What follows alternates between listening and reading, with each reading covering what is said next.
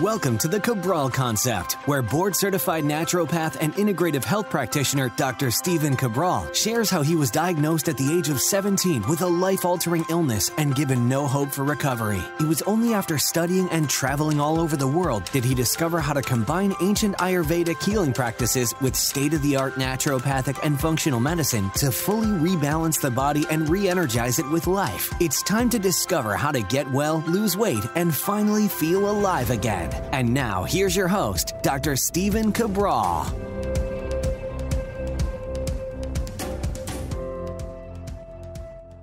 Hey everybody, welcome back to the show. 2265 is the episode of the day. If you want to check out any of the research, show notes, or takeaways, head on over to stephencabral.com/2265. Today's show is all about, again, kind of talked about this yesterday, but peeling back the onion or opening the curtain onto sneaky words used for sugar on food labels. So the crazy thing about the industry, now it might be the food industry, it might be the supplement industry, but everyone is always looking to essentially be sneaky in terms of what they are putting in the label. One thing that I've always talked about with every company that I ever consulted for, and I consulted for a lot of nutritional supplement manufacturers and functional food manufacturers as well, is that they had to be honest with their customers, right? So again, when I talk about this,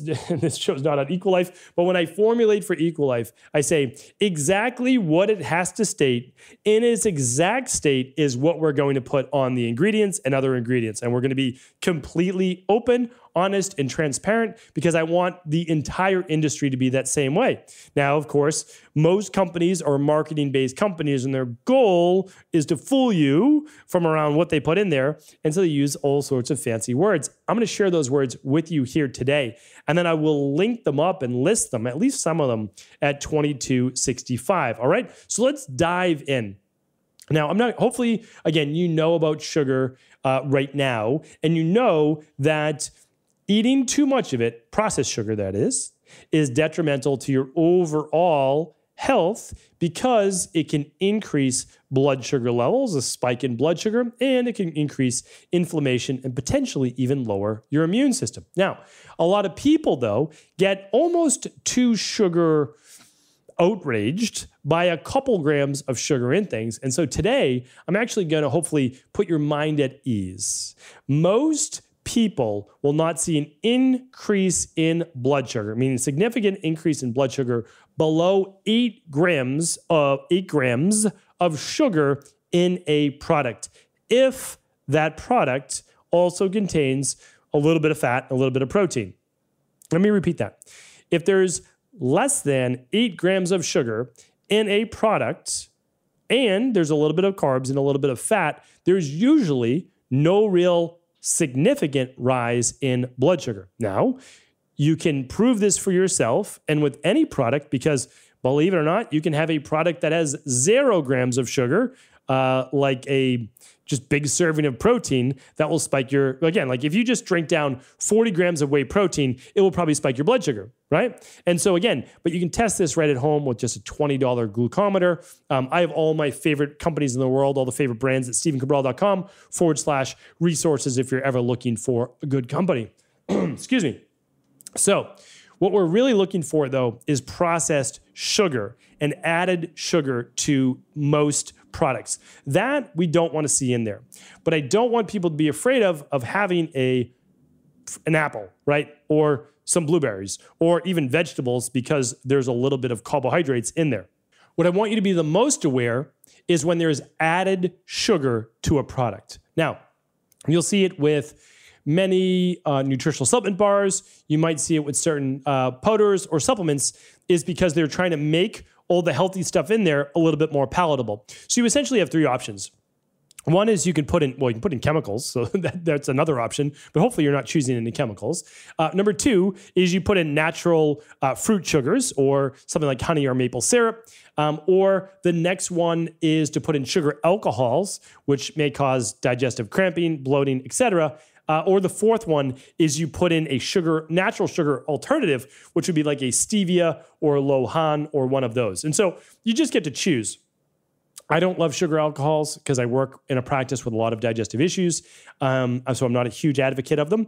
And I'm obviously not an advocate of artificial sweeteners. So then you have to choose between natural sweeteners, like fruit-based, or date or honey, or I'll be talking about some of them on the show here today, or you do stevia, lohan, and others of the like. So again, that's for you to ultimately decide what you want to put in your body. But again, my goal is I always want you to keep those low, not be afraid of real fruits. And also, if you're ever worried about overall glucose and it's part of something that contains a little bit of carbs and protein, and it's low on the sugar, most likely you won't get the spike. But again, you can test that for yourself. It's always the dosage is what I'm trying to get at. So now let's go over some sneaky words.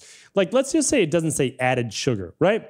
Well, what else might they write on the label that's typically under the other ingredients? Let's go through some of those names. Anhydrous dextrose.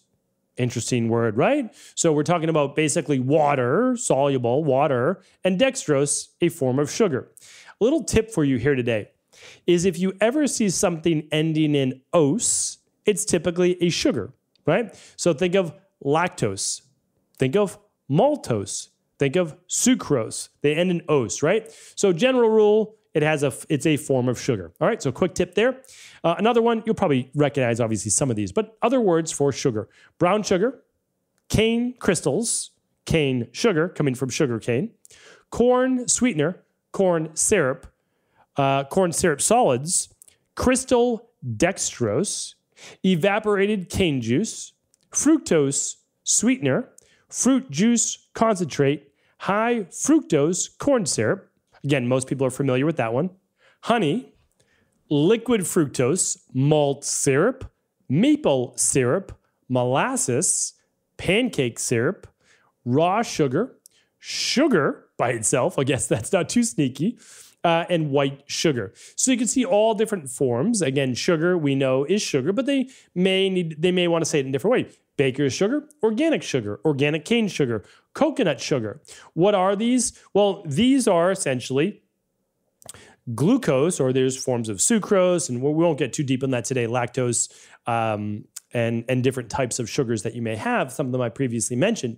But what we're looking at are the different names that at the end of the day, some are more inflammatory than others, some are more challenging in the liver, but they are being broken down to something that may spike blood sugar levels when overdone. But also, some of these are just unhealthy, like flat out not healthy.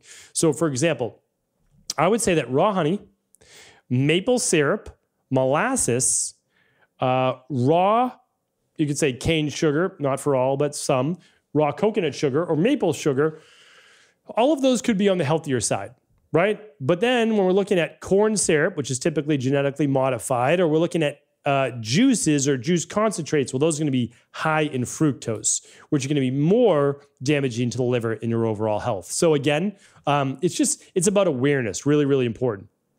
All right. Now, here are some, this is written by Elizabeth Brown, and I'm always happy to give credit where credit's due. So I'm going to link this up today at stephencabral.com/2265. Okay. And this podcast is not written by Elizabeth. The food list was written and done by Elizabeth. So I want to give Elizabeth credit. All right.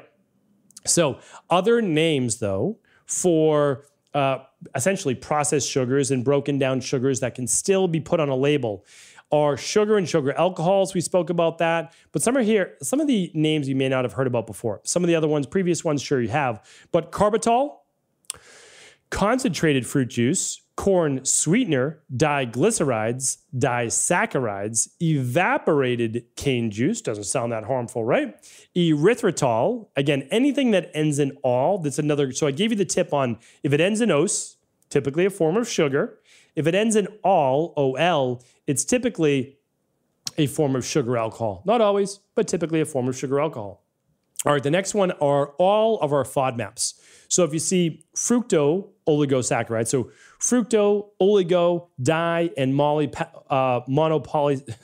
fructo, oligo, di, mono, and polysaccharides, okay? So if you see anything ending in saccharides, it's a form of sugar. There's galactose, which we didn't mention. There is glucomine. There's hexatol. There's inversol. There's isomalt. There's maltodextrin. That's a very common one. So look at your other ingredients for maltodextrin. That can be even a sneaky way of saying they are putting in some type of cornstarch or potato starch, potentially genetically modified as well. Now, again, don't always assume the worst, but it'd be good to contact that company saying, hey, what's your maltodextrin? Are you using genetically modified products there? Malted barley, mannitol, again, another sugar alcohol there, nectars, pentose, raisin syrup, ribose rice syrup, rice malt, rice syrup solids. Again, taking the sugar out of rice and turning that into a syrup. So syrups in general are going to be sugars. Sorbitol, sorghum, succinate, xylitol, and xylose. Some of these even sugar-free necessarily, such as the xylitol. All right, so your job is to do this. You're going to look at the other ingredients, and you're going to say, is there anything that ends in all? Sugar alcohol may not affect the calories, may not even be listed as an actual form of sugar, again, because it's not classified as the same type, or does it end in ose? Or is it a saccharide, or is there a syrup?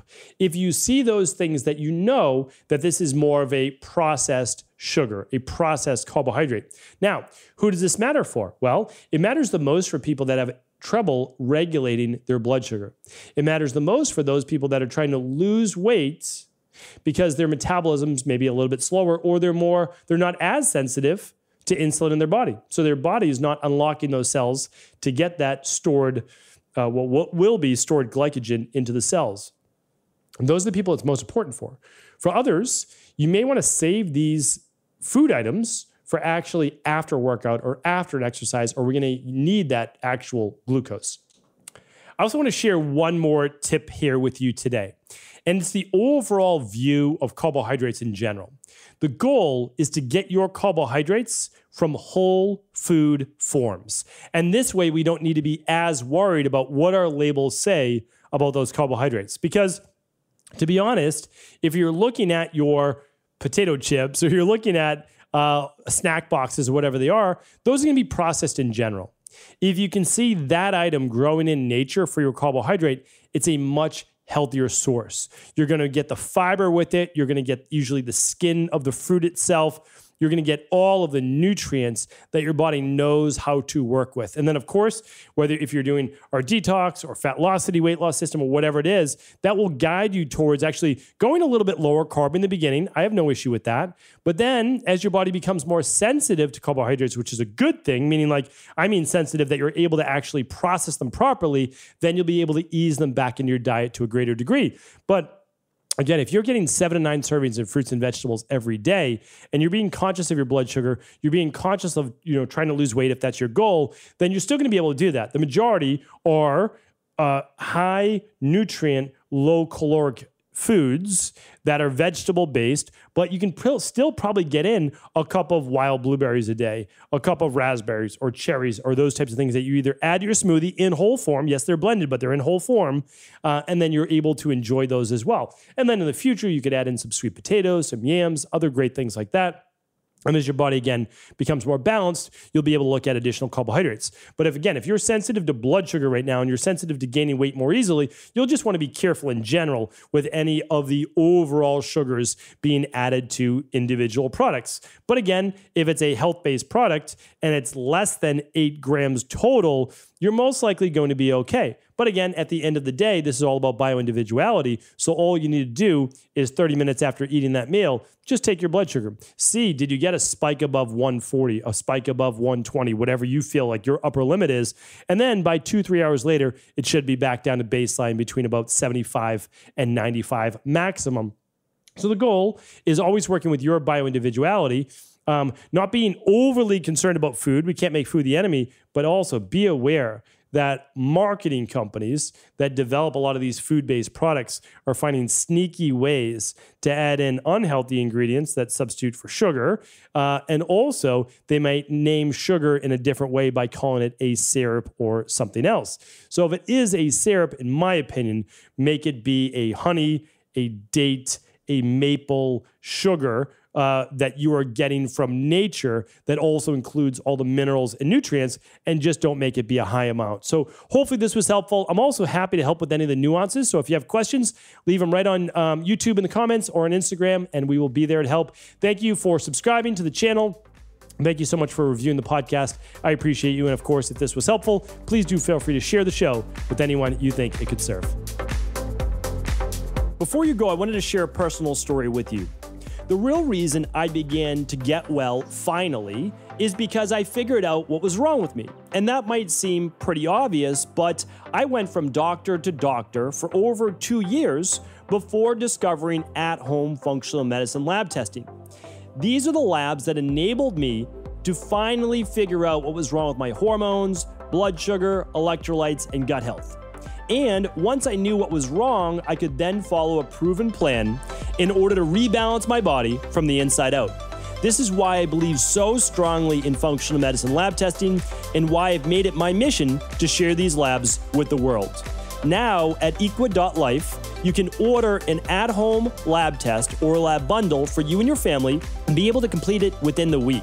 Plus, the EquaLife difference is that you're not left to try to read and figure out these labs on your own. We explain what your lab numbers mean, what they mean in the much bigger picture, and then how to go about rebalancing your body in order to heal.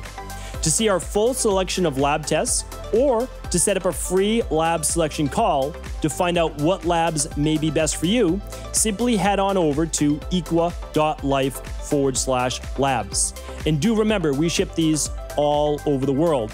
To find out more and to set up your free lab selection call, simply head on over to equa.life/labs. That's EQUI.LIFE/labs.